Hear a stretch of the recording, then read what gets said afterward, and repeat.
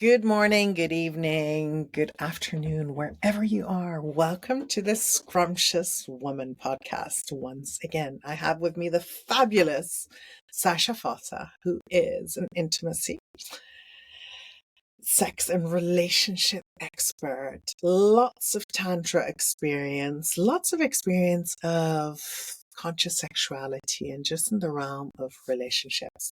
Welcome to the Scrumptious Woman. Thank you, Juliet. Happy to be here. I am Welcome, everyone. I'm super happy you're here.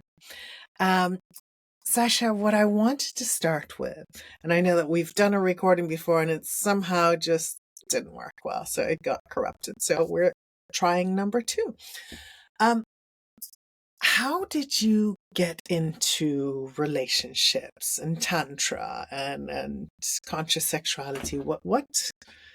How did you land in this? Yeah, it's always a good question, right? Well, it was my healing path, and my healing path became my career path. So it Mm-hmm. chose me. It was really never in my right mind would I have considered that this is what I would be doing in my for my passion in living and just whole, dharma mission, whatever. Um, it was I wanted to be a veterinarian as a child, Yeah, and okay. I went to five different universities. I studied psychology, various liberal arts, early childhood education, environmental studies, environmental education, all of it. And um, none of it was working for me in terms of really what I wanted to do. And I had such massive trauma ongoing in different experiences, familiar, relationship, sexual, really from childhood throughout my life, that at the same time I was on this path of healing. And the healing path after an attempted suicide in my early 20s just became the only path of like taking a break from everything, and just focusing on this massive healing arts dive, spirituality, counseling, all of it. And I just never stopped. And around the same time that I started the path, early on, I discovered a workshop that said sacred sexuality. And I thought, I've never seen those words together before in my Mm-hmm. life. And I want it. I want to go. My boyfriend at the time dumped me. He did not think that this was something we should be doing. And I let my guidance take me to this workshop as a young 20-year-old where everyone was much, much older than me. It turned Mm-hmm. out to be a very advanced workshop for beginners. Oh, okay. So my Tantra journey was very traumatic in the beginning as well, of this juxtaposition of intense red Tantra with white Tantra. And really back there was a lot of lack of boundaries and consent. And you could just kind of end up in like almost a big orgy at times. These workshops that would not fly today. I So I so hear. learned an awful lot how I would want to teach and what I would want to present and how I wanted to, um, eventually walk the path and share it with others in a new way. Thank you. There is so Yeah, much in there. it's a lot there. It's like, whew. So, in your 20s, while you're studying different directions, and it sounds like a lot of Yeah. environmental, and it seemed like you were already a very conscious person, that you knew that there was something there you wanted to help. First veterinarian, wanting to help animals, wanting to help the planet, wanting to help the environment. So the jump to helping other people is not that great. If you kind of look at it in that lens, it's not that great. But also to kind of, you had to hit rock bottom yourself, right? And that's where it's like, oh, I attempted to leave this planet and to not be here. Yeah.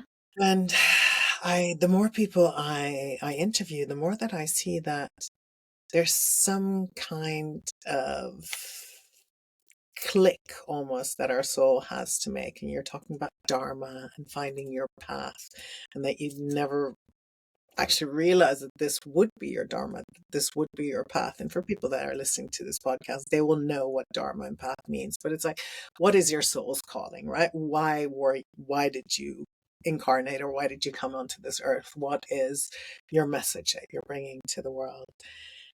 And to me, if I look at this as a 20-odd-year-old already finding conscious sexuality, I remember when I came across that in my 40s, late 40s, darling. So, a long time later, I was like, oh, what's this? So what happened when you read the two words conscious sexuality? Because it feels like there's a little bit of energy there, and then we'll go to red and white Tantra afterwards. Yeah, well, it actually said sacred sexuality. Sacred. And I was so into Thank the you. spiritual New Age community at the time, and meditating and doing all of that stuff. And it was very much a disembodied experience of, the Mhm. lower chakras and the higher Um, chakras. And oh, such crap. I look at it as now. But anyways, it was all a great exploration of the, I think part of being in the tantric world, of course, too, or the path, and just in general of our experiences, some of us tend to have to go to extremes of all spectrums in yeah. our lifetime. And that would really be me, and um, that was so the sacred sexuality piece just fell into like, well, here I'm always highly sexual. It's confusing with all the spirituality I'm doing Mm. that says this is wrong, right? Oh, and I actually was studying as well ancient goddess history, and I was writing I did my final after my fourth university. I completed my liberal arts degree with the focus on empowering adolescent girls. And Oh, so no. that took me also into the sexuality piece that I was healing in myself from date rape and just horrible experience as an adolescent girl in terms of discovering my own body and sexuality. And so that kind of also led to this sacred sexuality. Oh, this was goddess stuff, right? This was ancient cultures. This was the way it used to be. So for a lot of people, sacred sexuality, red and white tantra, you're talking about borders. I mean, I have been in different sacred and conscious sexuality things, and my way was also, it's like, I don't know, for some of us, the path is sexuality, right? For other people, it's money. For other people, it is ascension, or it's trauma, or it's something else. I think for both you and me, it's sexuality and trauma, and how can we help others? And that just, it woke us up enough from our deep slumber to actually help others. Um, what would be your advice? I mean, looking back at your 20-year-old now, what would be if someone is coming into this world and thinking, oh, sacred sexuality, tantra, the erotic blueprints, all of this sounds a little bit dangerous, but it also sounds quite enticing. What would your advice be now to them? So much there, right? I would actually first teach them about different personality types of narcissism and psychopaths and sociopaths and cults, and how to steer away from that and what you might end up with when you're on a path and you're seeking and you're so traumatized, right? People prey Mm. off of traumatized people, Yeah, especially women. it's Like, true. Let's be honest. I just the mean, truth. yeah. Yep. So that was, it was always like being the victim because I'm so naive and I think everyone's wonderful. Well, no, there's a lot of evil on the planet. That's just the reality. And people need to recognize that and be more aware of who they want to hang around with and the things they're doing, and to also never give their power to anyone else. It is about your own knowing, your Mm. own awareness. It is not about that teacher outside of you. It is not about that next healing path and the next drug of more of like, what can I fix myself with, whether it's a drug or a supplement or more sex or more meditation or more running or whatever it is. It's like Fill in the There's blank. nothing wrong with you. You're not as messed up as you think. And go inwards and don't judge yourself and be so harmful in your own, path of just simply being a human and awakening on this planet in a body. I mean, I believe we're infinite consciousness in a body, but Uh-huh. allow yourself to also feel and be that humanness and make those mistakes. Mess it up and, get up and do it again and try something more fun next time. I love this advice. Make mistakes. Don't be so afraid. I mean, Yeah. this is what I tell my clients, like, unclench that butthole. You're going to make mistakes. So what? Yes, It's like, when that's you've right. had Relax your sex, bum. you've farted when you've had sex before. And the first time you do this, you're like, whoa, oh my God, and then afterwards it's like, it's what my body does. I'm sorry. Yes. I But love that's I'll just say, Charles Muir used to say when I studied with Charles, it's mhm, wind of the goddess. Wind of the goddess. completely. Isn't it wonderful, right? And really you touch upon such a good point that we all want to belong. And we're all looking for a way that we feel that we belong, a way to feel valued, a way to feel that we belong. So we're looking outside of ourselves. And that's where it's very easy to become part of a cult without us actually knowing it. I mean, I'll be honest, like I was part of a sex cult. I look back at it and I'm like, gosh, that was hilarious. I learned a lot. But a lot of Yeah. people didn't come out of it in that way. A few of my Yeah. friends and I will look back and it's like, wow, okay, yes. And we absolutely leave at the time when you're like, okay, those were practices that, were not cool. And I've seen a lot of that, and I know that you started talking about it a little bit, the red and the white tantra, and where what I've seen is a lot of the teachers having temple night and having sex with the students, where for me it's like, yo, that's transference. We can't do that. Like every Mm. bone in my body is Yeah. like, no, you can't do that. That's not ethical. Yeah. Yeah.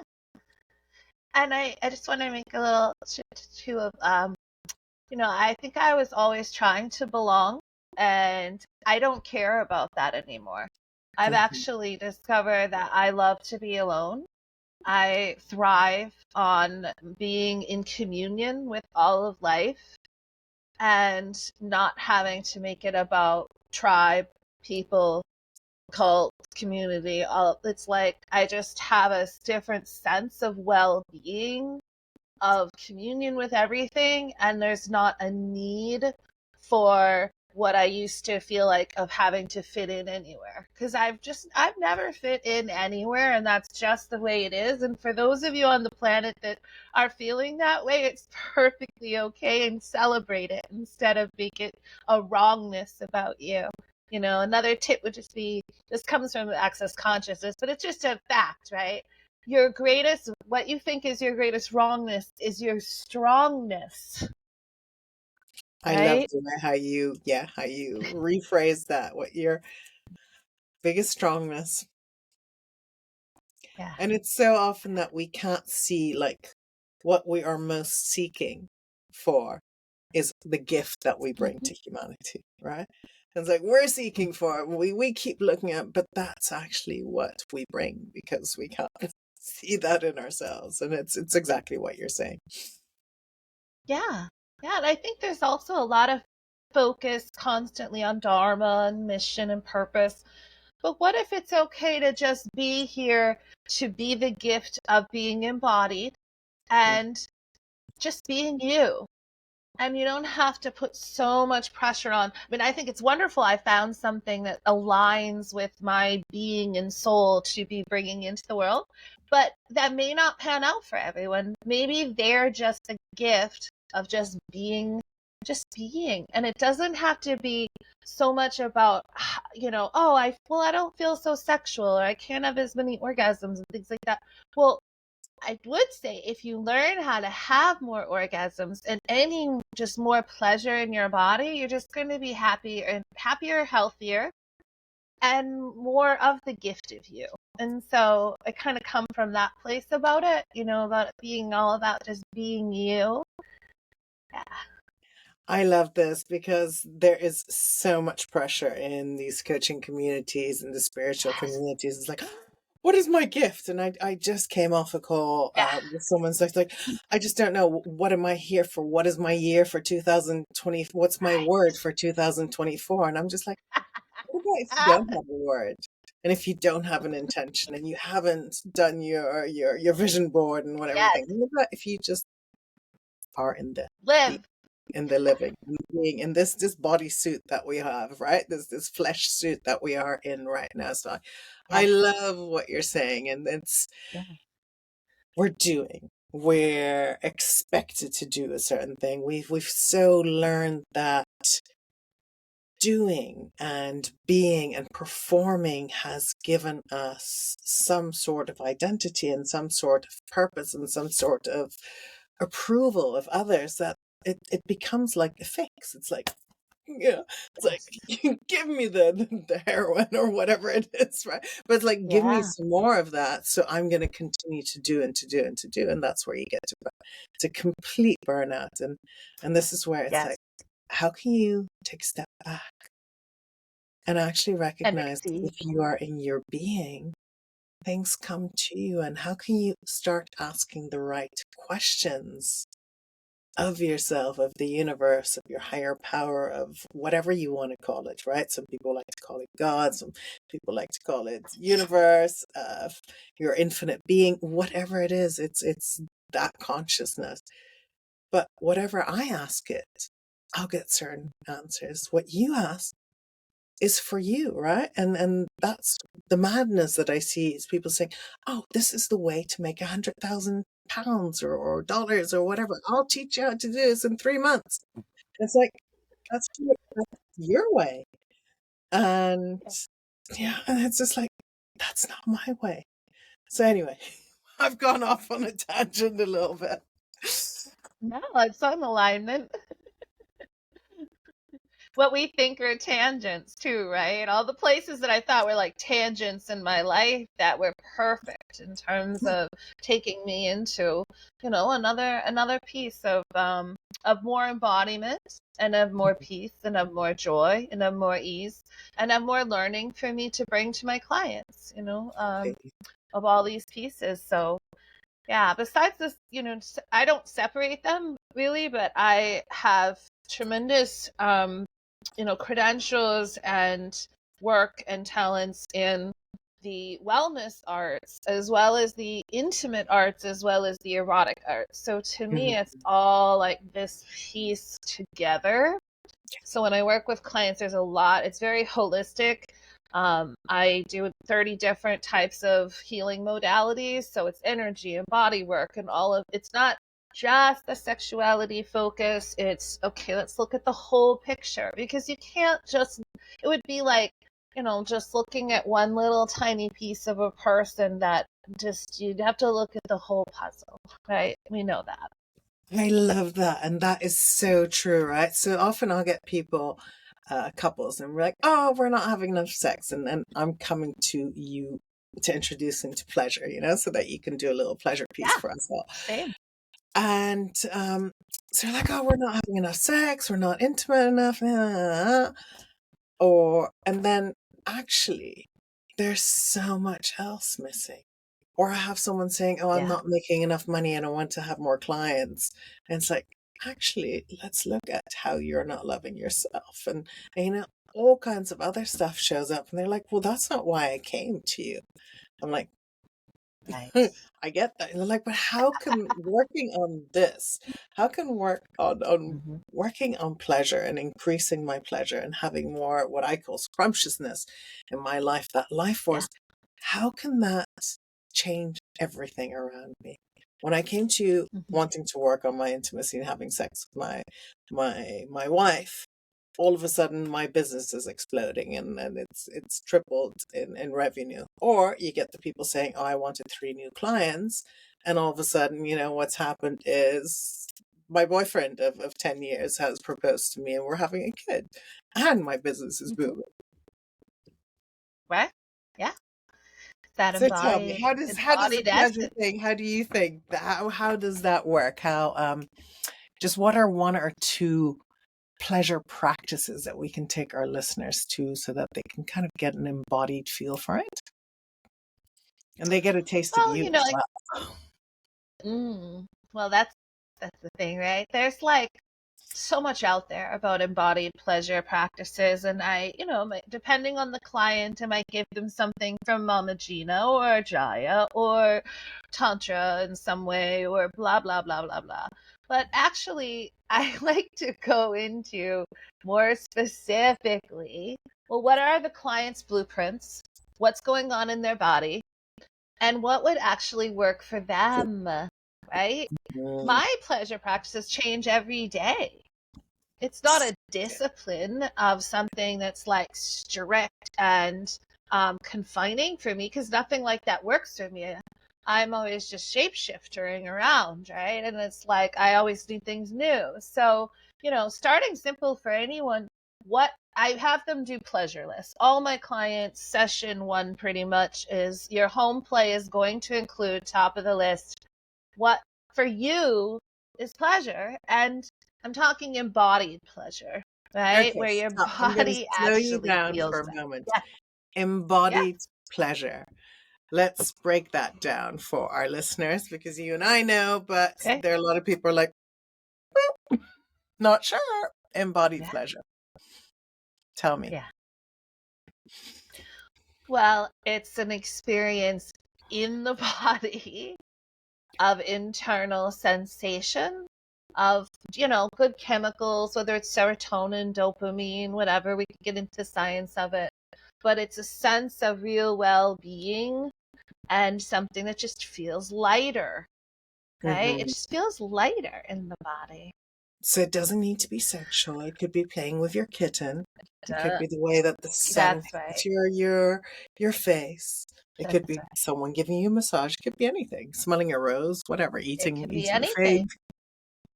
If you're kinky, it could be a nice smack on the butt or a twist of the nipple, right? It could be so many Yeah, I things. know. I have a fly swatter here so that I can just hit people on the screen with it.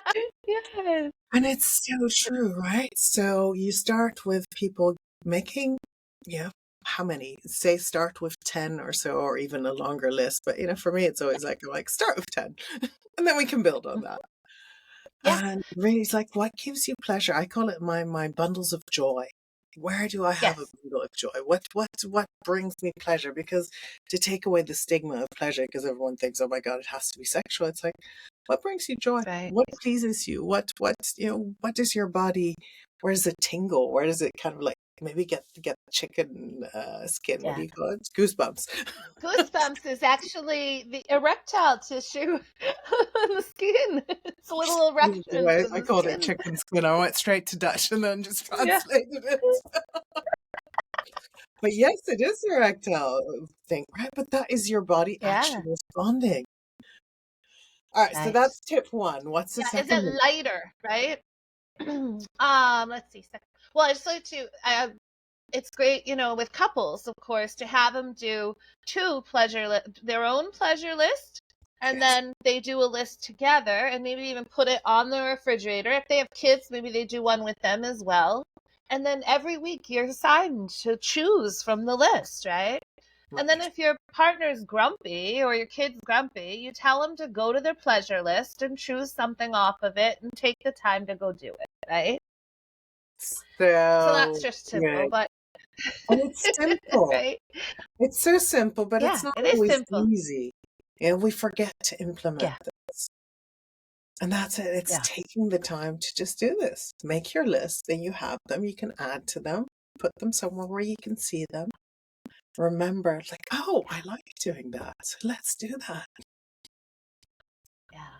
And I guess I wasn't sure what I was going to bring up next, but when you said time, right? So we all know that it's a constant thing in relationships. If there's not enough time for intimacy, right?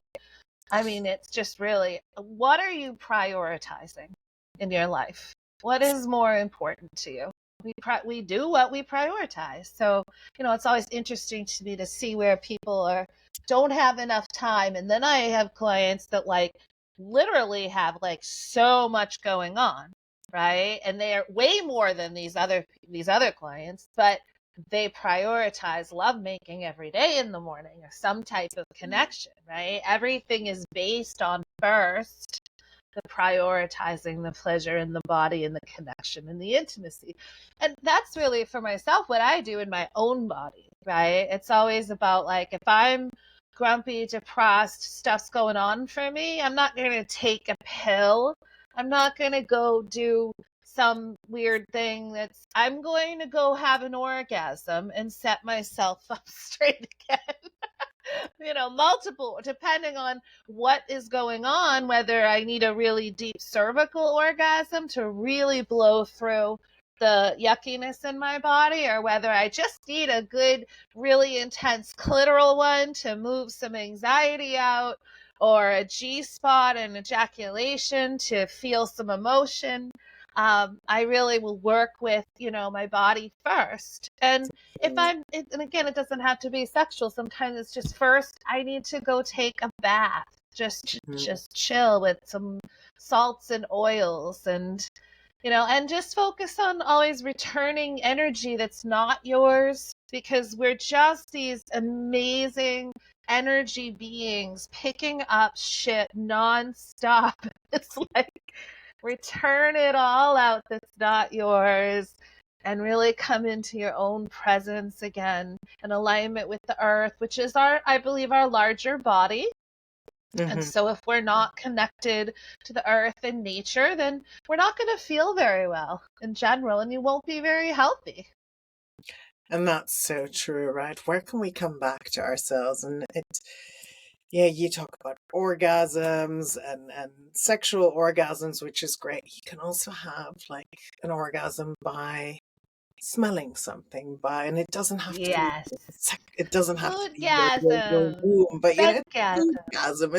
It's an eargasm. Yeah. When you hear something, you're like, oh my goodness. Yeah, so we kind of like use gasms for anything. I like a Everything. and then when you take that stigma out, because there's a little bit like, oh, she's talking about orgasm. Oh my God, I need to go and fiddle with my clit. I don't want to do that. I don't have time for that. Oh, it's like, Right. what? I don't have time for that.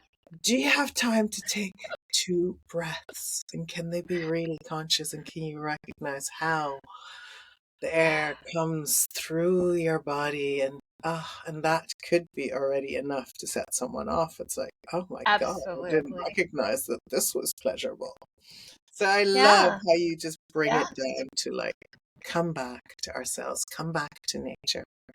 The more that I see people actually come out of big cities, come into nature again, it's like where they're like, when they come to me, I live outside of London, they come to me and we have this nice house and beautiful views overlooking valleys. They're like, oh my God, I didn't recognize how much I needed this. And that's it, because everything in life is so quick, quick, quick, quick, quick. We need to quickly do this and quickly that. And we live in a city and there's subways and metros and buses and cars and people, and they're bumping into you. There's so much energy, and it's all schism like this that we pick up from other people. Like you said, we pick up their energetic negative thoughts or this or that. And it's like we forget to kind of cleanse ourselves. So nature is super good for that. Water, what you're saying, meditation, coming back to the body. Just I'm taking a big breath. into orgasms and also following what's organic, right? Is part of that. What you're describing is really about what is organic is going to naturally feel and be better for your body, whether it's organic food or just a more organic lifestyle. I'm just really, the less you're on screens or listening to the news and all of that stuff, and just playing and being in the body organically it's just the way you're going to be happier and healthier.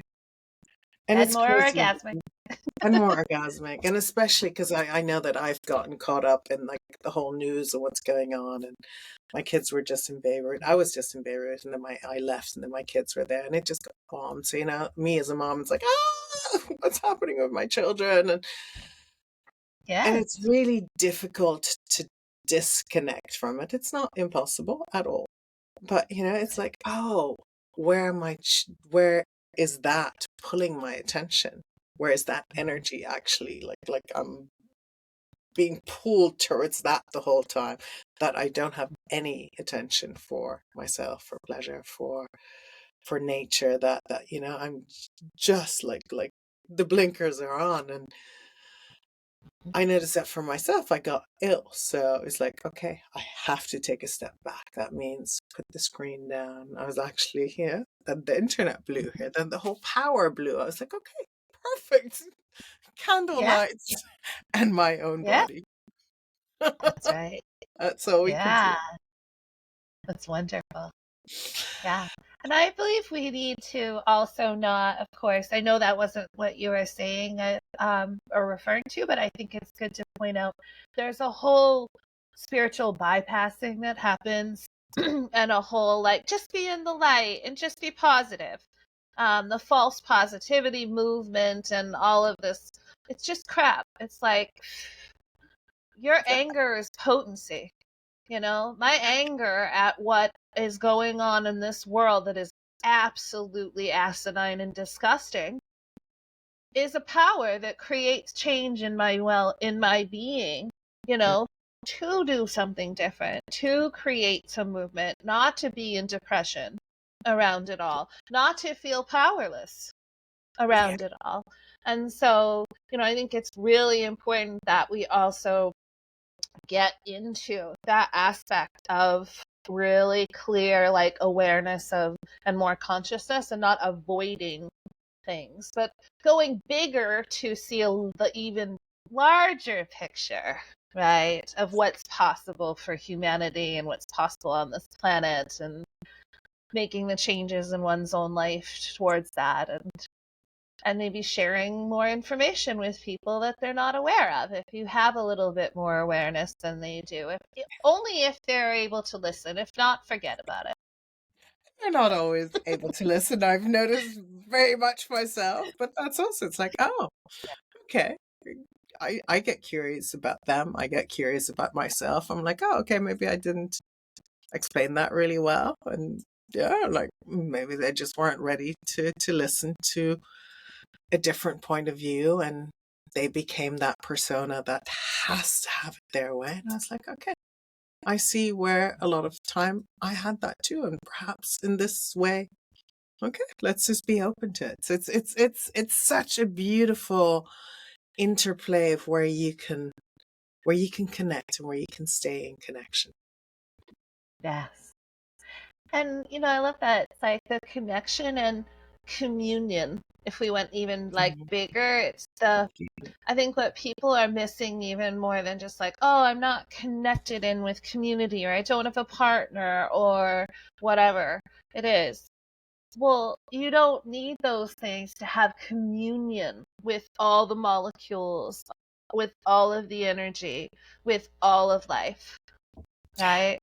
There's ways to practice, and it's I guess it's a practice maybe at first, but eventually if you just shut up, quiet your mind, get into nature, the communion will take over. It will just happen. You will suddenly at some moment find yourself in communion with it all, Yeah, right? Yeah, love and it this. may be if you live in a city and you're not nature, then just hold your pet, hold your Oh, baby, right? Whatever. completely. Right? Get human touch, get animal touch. I see people go and hug a tree in a park, right? You get some tree huggers and they look at me and they're like, really? I'm like, yeah. Take your shoes off and just, stick your feet Oh in the yeah, garden. I've I will. always been a tree hugger. I have no qualms about going right up and laying my body up against trees, and my body will go ooh, and people might look at me like I'm a little strange, but I really care less. I love this. Oh my God, today has been so good. Sasha, tell me where people can find you. They were like, oh my goodness, I want to hear more about this woman. What does she do? Are there courses that I can take? How can I just Yes. be in communion with her and in communication with her? My website is Sacred Temple Arts. So it's arts plural. I'm sure there'll be a link in with the show notes. But essentially, it's sacredtemplearts.com. That's my business. The sacred temple is your body.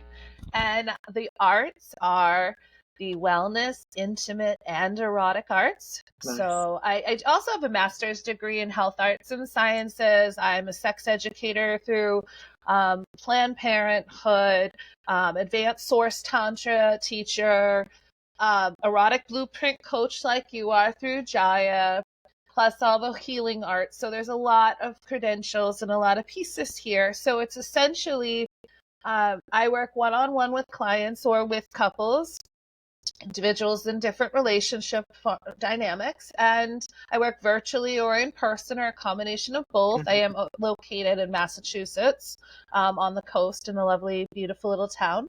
Nice. So basically, I custom design all my programs. I don't do anything cookie cutter. I find that extremely boring and painful. So I will really gather information from you of what your desires are. And I do have kind of a, more core curriculum around sex education and relationship education that's cutting edge, and Tantra practices and erotic blueprints that are like, these are necessities everybody needs to know.